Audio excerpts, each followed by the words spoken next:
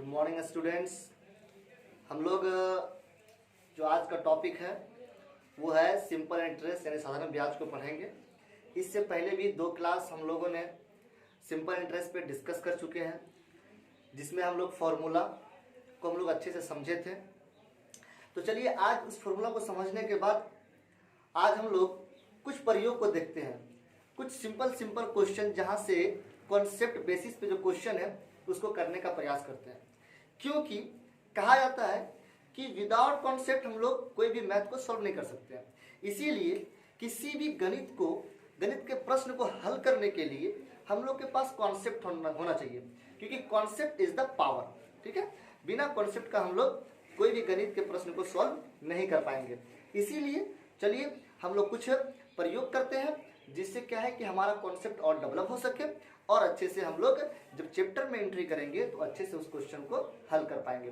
तो चलिए हम लोग के पास पहला क्वेश्चन है, 1 नंबर प्रयोग है कि यदि 600 रुपया का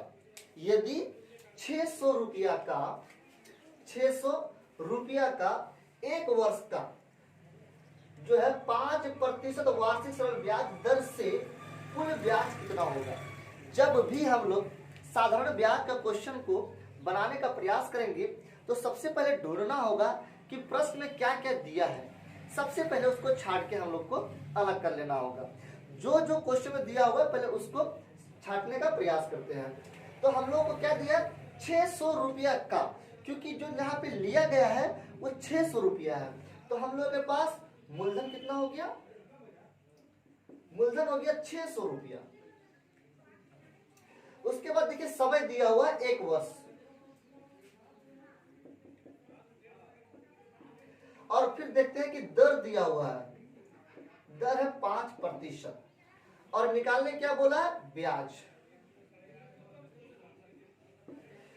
हम लोगों ने फॉर्मूला की जो क्लास था पार्ट 1 में, उसमें हम लोगों ने डिस्कस किया था कि जब भी मैथ को बनाएंगे, साधारण ब्याज को बनाएंगे, तो उसमें 4 टर्म ही मेनली डिस्कस किए जाएंगे, मूलधन, समय, दर और ब्याज। यही चारों में से कोई एक निकालना होगा और आपके पास 3 दिया रहेगा। तो हम लोगों ने क्वेश्चन नंबर 1 में देखा कि मूलधन 600 रुपया है, समय 1 वर्ष है, दर 5% और ब्याज निकाला गया है।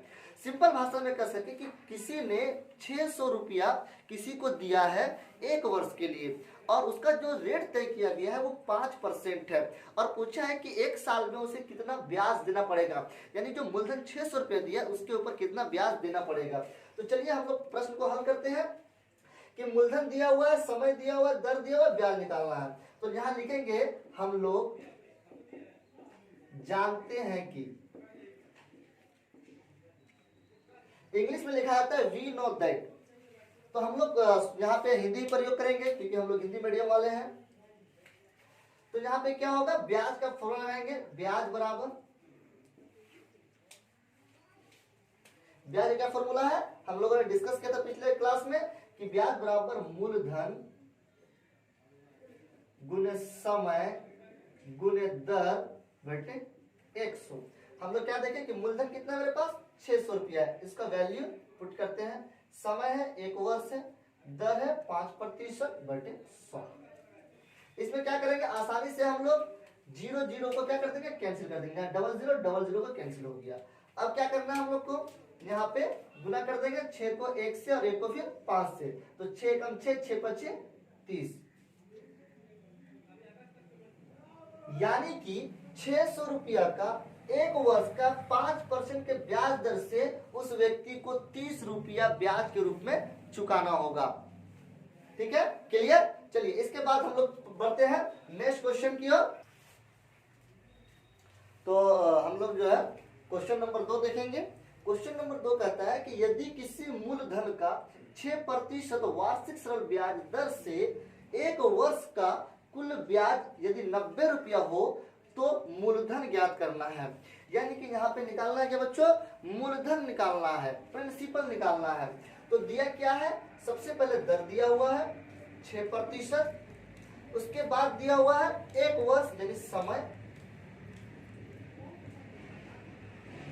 और फिर दिया हुआ है ब्याज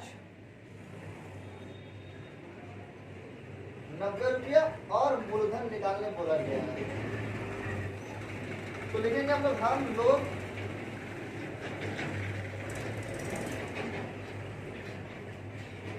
जो दिया मैंने छाट लिया, हम लोग अलग कर लिए छाट कर। दर 6% समय 1 वर्ष, ब्याज 90 रुपया और मूलधन निकालना हमको।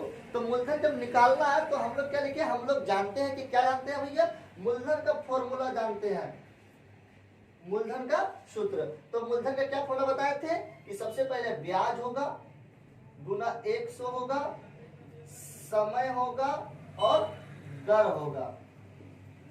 तो ब्याज मेरे पास कितना है, 90 रुपया है, गुना 100, और समय कितना है, 1 वर्ष है, और दर है आपके पास 6 है। तो क्या करेंगे, जो भी वैल्यू दिया हुआ है, जो भी मान दिया हुआ है, फॉर्मूला को लिखने के बाद फॉर्मूला पे उसका वैल्यू को पुट करेंगे। पुट करने के बाद देखेंगे क्या क्या इसमें कट रहा है। तो सबसे पहले देखते हैं कि ये 6 और 90 कट जाएगा 15 बार में। इसको और इसे काट सकते हैं हम लोग, इसी तरीका यूज करें तो 3 दूनी 6, इसको काटेंगे तो 3 तिया 9, और ये 0 को ले आएंगे, फिर 2 से काटेंगे तो ये 15 बार में कट जाएगा।